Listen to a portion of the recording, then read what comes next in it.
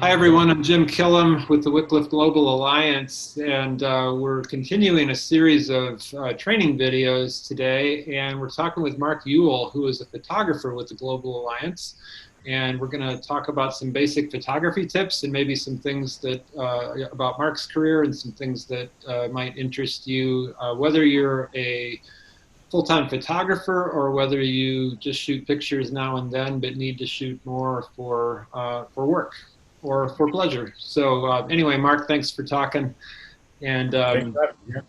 yeah, maybe first of all, just give a little background about yourself. And people always wonder, how did you become a photographer? Because it's like one of those jobs that everybody wishes they could do sometimes, I guess. Right. Uh, well, I first became interested in photography about 15 years ago. My wife and I had moved to a specific location in Southeast Asia, and as we would walk around on the street, out on the streets, uh, just on a normal day, I would see different scenes that interested me, and I would always say, boy, I wish I had a camera with me. Or if I did have my camera with me, it was sort of a first generation point and shoot digital camera, and I would pull it out, I would open it up, and the uh, the camera would take about 10 seconds to to turn on and get in focus, and my shot would have walked away by then, and it would be gone. So my wife and I discussed it, and we decided to get a better camera in this case. So I bought my first DSLR, which had interchangeable lenses. I would start taking that out with me sometimes when I'd go out. Uh, it just turned into a fun experience capturing different scenes throughout the city that we were living in. Um, I ended up doing a couple weddings, that type of thing. My organization noticed that some of my photos weren't too bad, and they needed a photographer at the time, and so they asked me to work full time for them. I was put in touch with another person with the Wycliffe Global Alliance who was getting a photojournalism team put together, and that got me working with that organization with WGA as a photojournalist. It's interesting to hear that you kind of not stumbled into this, but it wasn't what your original plan was. And I know so many great photographers who have a similar story. They just latched onto it a little bit later in life or in career, realized they were pretty good at it. And, photography is so accessible today with DSLRs for sure, but even with smartphones, and they're decent phones that everyone has on them right now. So the idea to learn a little about this, and you may decide this is something you want to even do more than just to take family pictures or something. But people realize they have a talent for this the more they do it sometimes.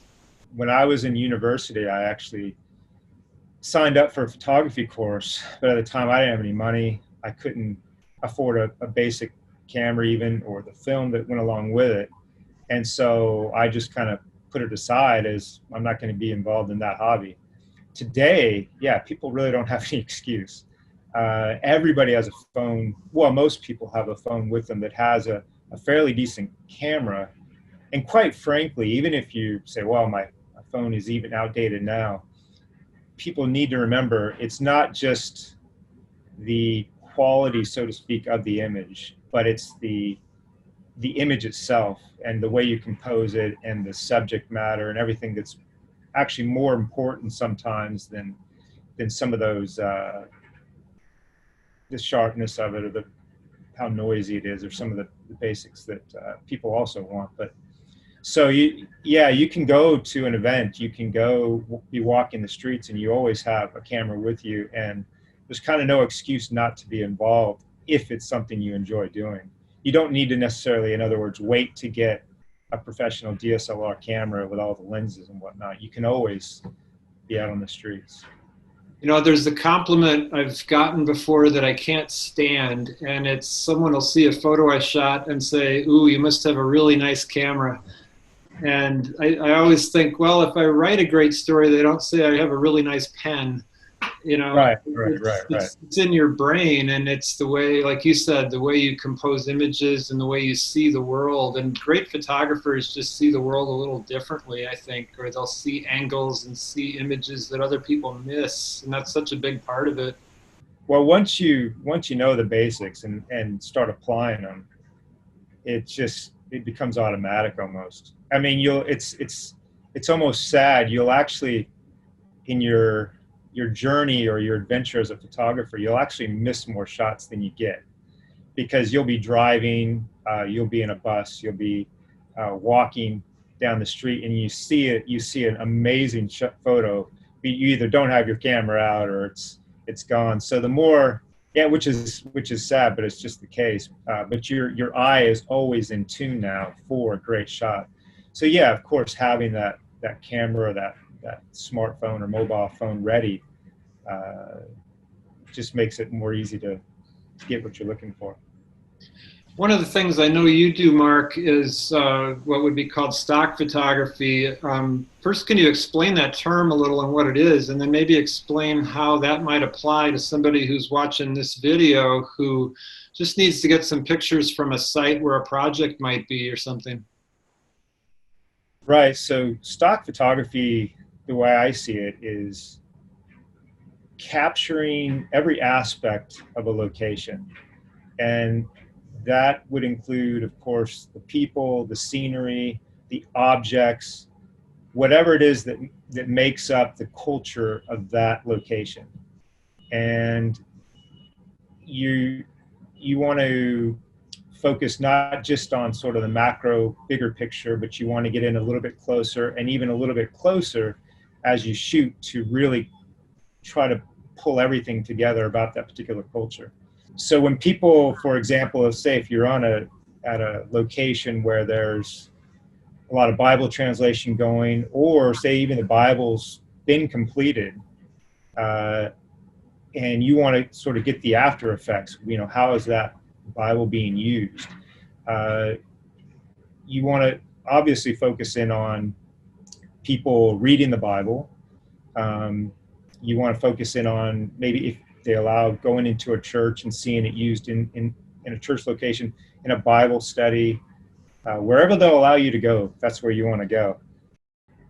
The emotion it's sort of evoking in a person as they read the scripture, as they get a hold of that Bible for the first time, in some cases, depending on the situation.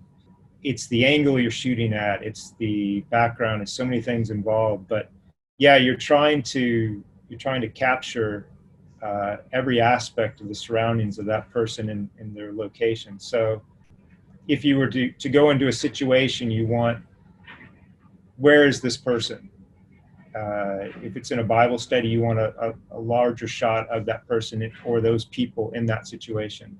Then you want people more on a up close and personal level. You're kind of getting closer to the person, trying to, again, get their expression, get the person in the shot reading. And then if you can, get some very close up shots of the person with their hands in the Bible, reading the Bible. Yeah, those types of things. And then, of course, the person also in their daily lives, walking around and in their natural habitat, interacting with people afterwards, after the Bible study, during the time of worship, in prayer, all the other aspects of the effects of God's word and what it has in our lives, in our daily lives. Of course, you always have to remember your audience, and so your audience oftentimes wants to see smiles, or in people laughing or enjoying themselves, or those serious moments of worship and prayer and those earnest looks. So remembering your audience, remembering what they're looking for, is important. When I go to a location, and I go all over the world to different countries, I don't usually hit the touristy places. I don't hit the places that most people want to go to. I hit the places that are going to offer me the best chances of getting the shots that I need. So I'll go to locations where, in my case, I need shots of people. I go to marketplaces. I go to, again, places of culture where think I can get those. So always remember your audience and what they're looking for and what they need the most of. Yeah, I haven't asked you much about this before, but when you're in a situation like that, like let's say you're trying to shoot pictures at a Bible study, how do you get past feeling self-conscious because you're standing there with a camera and everybody's attention is on you? Usually it's not a problem when I'm going into a smaller setting, say a Bible study, or certainly if I'm working one-on-one or in a small group, because they kind of know I'm there and they know what they know what to expect. It's obviously always good to approach people first and let them know, hey, I'm going to be here. This is what I'm going to be doing. Unless you want them to look at the camera, please ask them, don't look at the camera. Just pretend I'm not here as best as possible. Yeah. So you kind of want to approach it that way. That's not always the case though, say if you're in a church setting and they've allowed you to come in, people have God's word in their particular language, perhaps for the first time. Most of the time it's just literally you just got to dive in and get comfortable.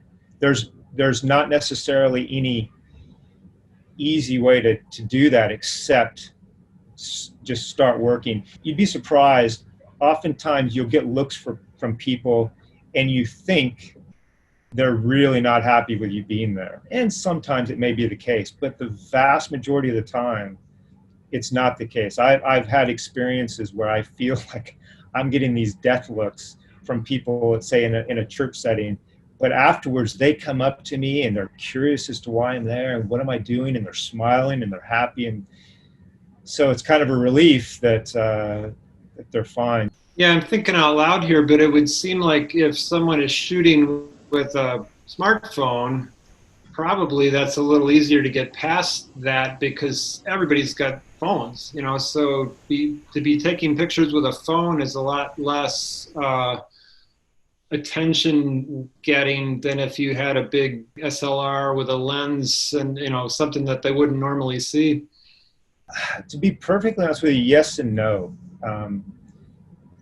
If people know why you're there, then yes, smartphones or DSLR doesn't really matter. People know, hey, this person's here to get photos. The only issue that you may run into, and this is whether really you're in a church setting or a Bible study setting or out on the street, is if you're just using a smartphone, people are far more curious per se as to what you're doing, and they might think you're intruding almost. The one advantage, I will be honest with you, is about having, in my case, I use 2 DSLRs, big heavy cameras, big lenses. One of the advantages of that is people assume you're a professional photographer or you have a real purpose for being there. And so it does make it a bit easier and people have less questions for you. And, vanity can come into play. People say, oh, I might get my picture in a magazine. And so they'll allow it, so to speak. The one great thing about smartphones, and even a lot of more pro cameras today, is they're silent. And that's huge. And so, and this is certainly a suggestion, if you have a smartphone that takes, good photos, put it on silent as you're taking the photos, because it can be a distraction. That means you don't want to hear the shutter click noise, right? Right. And they won't even necessarily know you're shooting, especially if they're praying or really intent on what they're reading. In your, an aspect of photography is to really get up close and personal. And the closer you get, of course, the louder that shutter is going to be, that shutter sound's going to be. So it's a real advantage also. It can be an advantage to have a smartphone that you can put on silent and shoot photos. But one other thing to that, and it's a little advice on how to shoot people, is never forget to smile. As you're going into a situation, when people are kind of give you that look, just kind of smile. That sets their minds at ease and says, okay, this person is friendly. You don't look menacing. No, and there's something about it. As soon as you smile, they can smile, and they just feel more at ease. I mean, that's the vast majority of locations. It's not every location. There are some where smiling, they're more suspicious than ever for whatever reason. I wanted to ask you, we talked a little bit a few days ago about this, but there's so many photos online on social media, and there's just more photos available to people than ever before. And you'll see the words "great photo" on something that is clearly not a great photo. And so I wonder, we could talk about some of the elements that make a photo good or not good, and I could just even bring up some basic topics and maybe we could go through a little bit. So one would be lighting. What kind of lighting are you looking for when you're shooting a picture of, well, a person first of all, and then we could, just what are you thinking on lighting whenever you're shooting? Different genres of photography call for different kinds of lighting. Location is important, and that, first of all, whether you're inside or outside.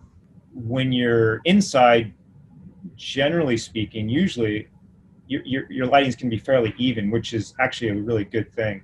One of the problems with being outside on a really sunny day, most people think, well, I'll put my person right in the direct sunlight. One of the problems that causes, well, there's a couple things. One, of course, if they're in the direct sunlight, they're going to be squinting and their eyes are going to be half shut. The other problem is it can create really harsh shadows. Oftentimes people think if they're shooting or they need to go out for the day, especially street scene photography, they say, oh, well, it's cloudy today, so I won't go out. I'll wait for a sunny day.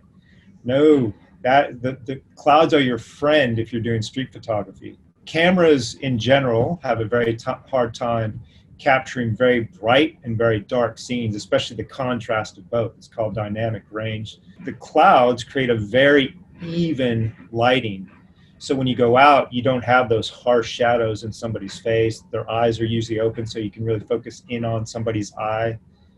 So even on a bright sunny day, if I'm outside, if I want to get a photo of somebody and I can communicate with them, which isn't always the case, I'll ask them or motion for them to please stand in an area that is shaded so that I can get a nice even light on them. If you're inside, again, that's fairly easy to do unless you maybe have some really bright sun coming in from inside from a window or something.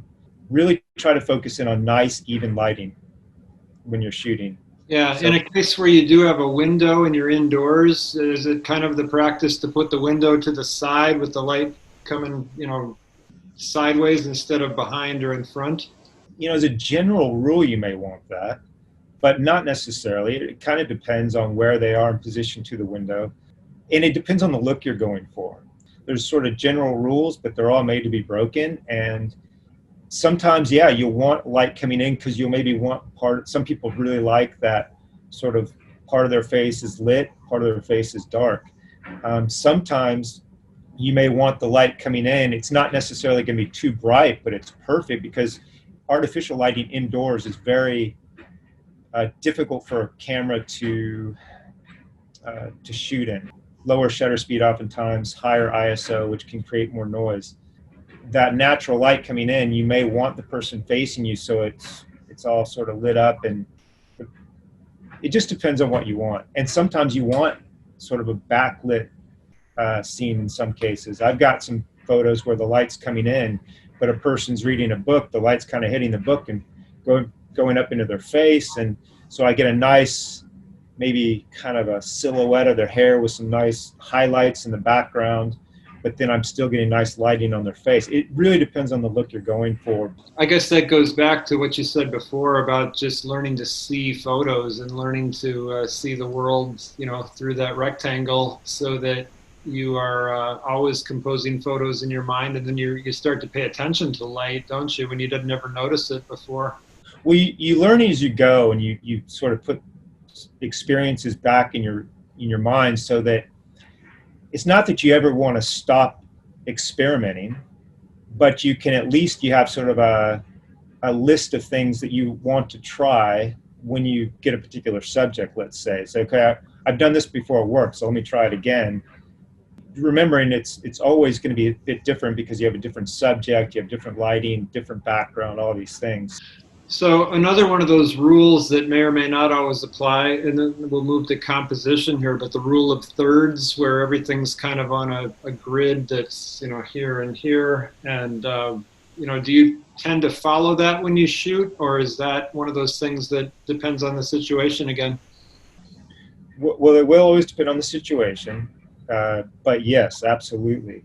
Rules of thirds, breaking your image up into both horizontally and vertically into uh, different parts. In this case, really, I guess it would be 9 different sections, and putting your subject in one of those locations instead of, say, dead center of the shot, which a lot of people often think that that's where their subject needs to go, is very important. And it will make a big difference. That's where your eye generally looks to begin with, but also it opens up another part of the image where you can show the background, where you can really highlight sort of what else is there that kind of speaks to the image itself, the culture itself, what the person is involved with, what the person is doing.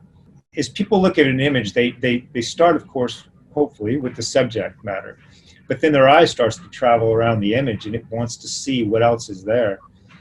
When I look at an image and I see, of course, the subject matter, but what people most of the time forget is the background. I always say when you're taking a photo, and again, part of it has to do with how much time you have. Street scene stuff, it's often really fast, so you got to put your camera up and get your image as fast as possible. And sometimes you want to do that. You want to get an image or two first of your subject matter before it moves or before that look is gone or whatever the case. Then you can start to move around. Then you can start to really look at the background. If your subject, for example, is staying there, don't just stay in that spot. Move around. Find the best spot. Find the best location. Perspective is everything. Up, down, side to side, angled, all these things. You're really looking for the best spot to make sure your background is as good as possible. It's very important that you eliminate as many of those distractions as you can. If I could give one piece of advice, lighting is usually people get that to an extent, even though some photographs are overexposed or underexposed. How sharp a photo is very important, but the subject matter and the background, especially the background in this case, are so important to an image. If people can just start getting that right, their images, I think, would be a whole lot better. And keeping in mind the rules of thirds, leading lines, things like that. Yeah, by That leading lines, you mean kind of where your eye is drawn from a corner into the photo, sort of? Yeah, if you can use, and there's so many examples of this, if you can use the lines in a photo to draw the attention to your subject or away from your subject, that leads to, again, more of something that tells the story, that really helps. It's just what people's eyes do. So you can be talking about a bridge where corners are, lines are coming in from the corners. Let's say you're standing on the bridge, or if you're off the bridge and the bridge is coming in from the side and it's coming in at an angle, or a river running through, or even a wall. Let's say that you're kind of close to the wall, the subject's over here, and you've got these lines coming. You want to try to have lines kind of coming into the shot, usually from the corners. It can be from any corner, really. Oftentimes, ones that come in from the bottom and kind of work their way through. It just, again, it's what our mind likes to see. It's kind of what we use to focus in on something oftentimes. Yeah, I was thinking about that, where you want to direct the attention toward the middle of the photograph, so the eye lingers. Because, like, if I'm here, looking off to one side, well, then if I look at that picture, my attention goes out of the photo because I'm looking wherever the person in the photo is trying to look. Whereas if they're looking inward, you just do linger longer, don't you, at that? Right. I mean, it kind of leads into another tip as far as where to place your subject. So if you have a person walking from the right to the left, putting that person in that 1/3 here section, it shows where it's not only showing the subject being here, but where they're actually walking to. And it shows you where they're walking, or a car driving, or somebody running, or working, or whatever the case. Yeah, I think I've heard it explained as giving the person someplace to go in the photo so that they're not right at the edge of the photo walking out of the frame, but you kind of know where their next step is going to land because you can see it. I wanted to quickly mention background too. I know that's a common mistake for beginners is they'll have someone, next to a tree, for instance, and it looks like the tree is growing out of their head behind them. And there's just, it comes with experience, I know, but do you have any tricks in how to avoid those kinds of situations where you have things growing out of people's heads? It's not always possible not to have those. Again, there's always exceptions, but yeah, you want to avoid that as much as possible. That's where, again, for whatever reason, oftentimes people will arrive on a location, they'll see a really good subject, and this is, say, a street scene situation where you really don't have a lot of communication perhaps with your subject, and you just see the person, you take the photo without thinking of the background, and then you get back home later or you look at the photo later, and yeah, there's something coming out of their ear in the background or out of the top of their head, whereas if you just had it moved over to the right or the left, you would have avoided that. I mean, almost another thing to that is in terms of contrast. So if you have a person who's dark skinned, for example, and they have a dark background, there's not a lot of contrast there. So if you can position them to a place where there's more of a lighter background for at least their head, it helps to show more of their face, their facial features, and those types of things. Distractions behind the person, whether it be something coming out of their ear or I mean, it's so difficult what I was saying earlier about having everything right in the photo, but you got to make sure there aren't any distractions in the background. I mean, you could have a real serious photo, but if you have, you got a person praying and it's really great, but then you have somebody sitting behind that person, like a little kid, and he's sitting there going, or something like that, the shot's not going to work. And so I've got to reposition myself to where that person's not in the scene. Got to be persistent and patient with your photography because you will get frustrated. You will get frustrated as these types of things come up. But you just got to keep shooting. Yeah, it's almost like the more you learn, the more you look back at things you've shot and realize, oh, I missed that one, and here's why. But that's part of the fun of it too. You tend to miss more shots than you get. It's just the case. And there's just so many reasons as to why that happens. I can't tell you how many times I've seen a great photo and it could have been sitting there for, let's say, a person sitting or doing something. They could have been there for an hour. As soon as I get my camera up, they turn, move away, walk away, and they have no idea I'm there. But it happens all the time. The more you shoot, the more opportunities you'll have to get those memorable moments.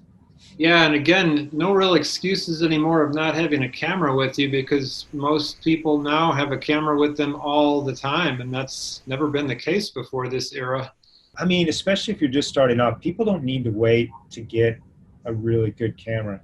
They can always go out and shoot. And it's one of the things I encourage people to do. So many people, they just sit online, they try to learn photography online by reading different articles, and that's good. Learn all the tips you need to do, but you got to get out and just shoot. You have to go out and shoot.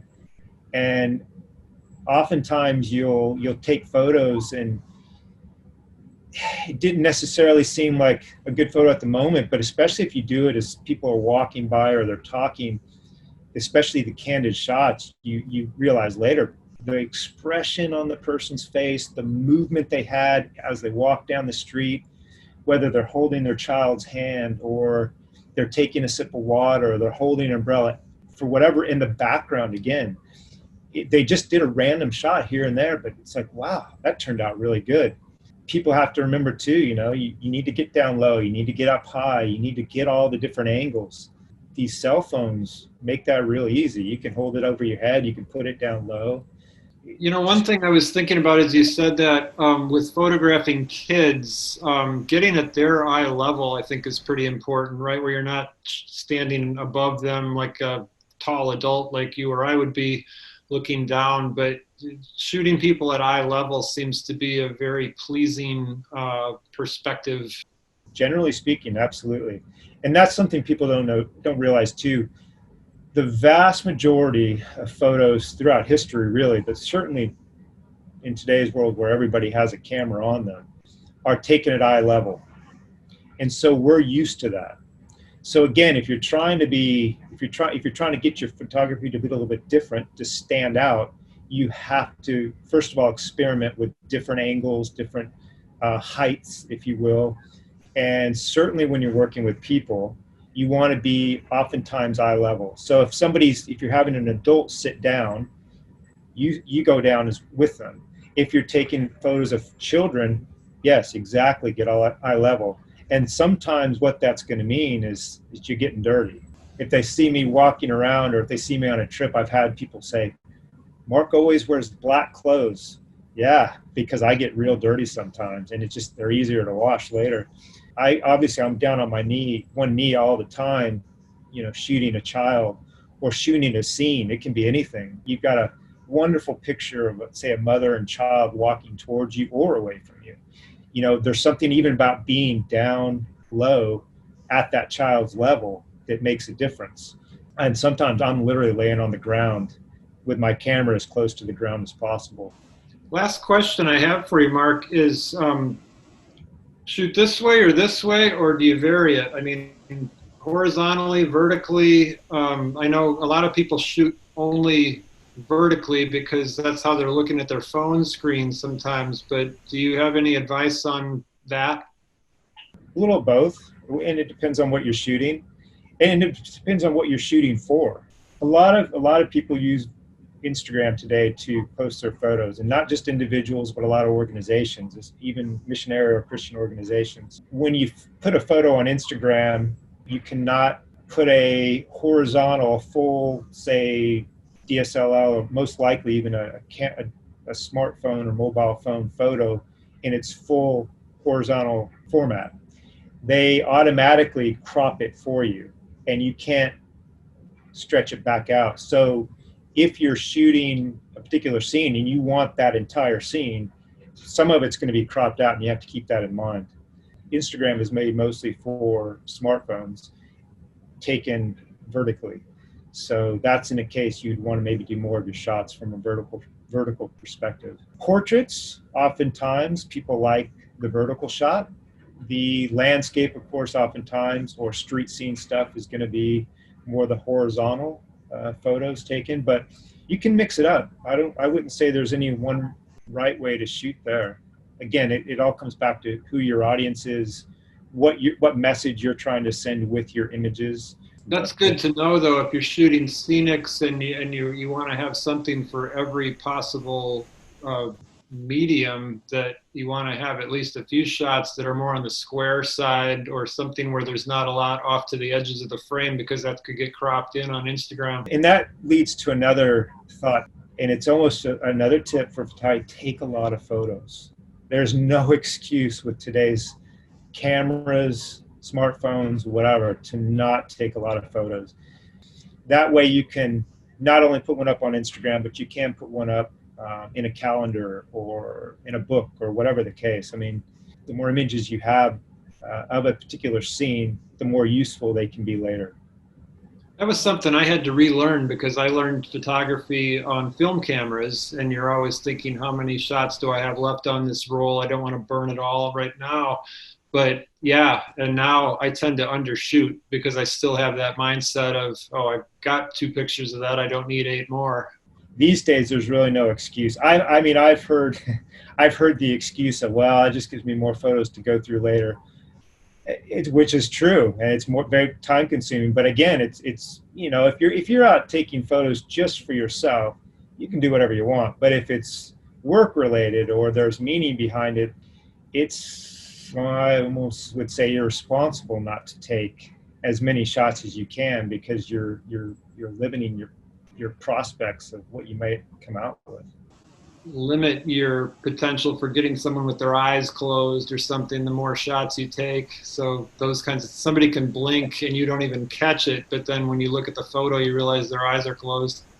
Right. I mean, your images, you want to evoke a response. You want to evoke an emotional response in somebody. And often, not always, but oftentimes those are the dynamic scenes. And so those are people talking with other people, they're worshiping, they're even reading the Bible, the turning the page in their Bible can be, I mean, just so many little things of the shot can make a difference between a good one and a bad one. But yeah, they're oftentimes even reading their Bible. If you just take one, you may find out later that their eyes they were blinking, their eyes were shut. So it just take as many photos as you can. And again, smartphones, at least mine, has a function where you can just go really fast and you can take so many images, and you're just more likely to get that one perfect moment. Be courageous when you go out as well, especially if you're that, because a lot of people, they're a little, as you mentioned earlier, they're a little apprehensive about getting too close to people and whatnot. Be courageous, but yes, use wisdom and discernment as to how close you can get.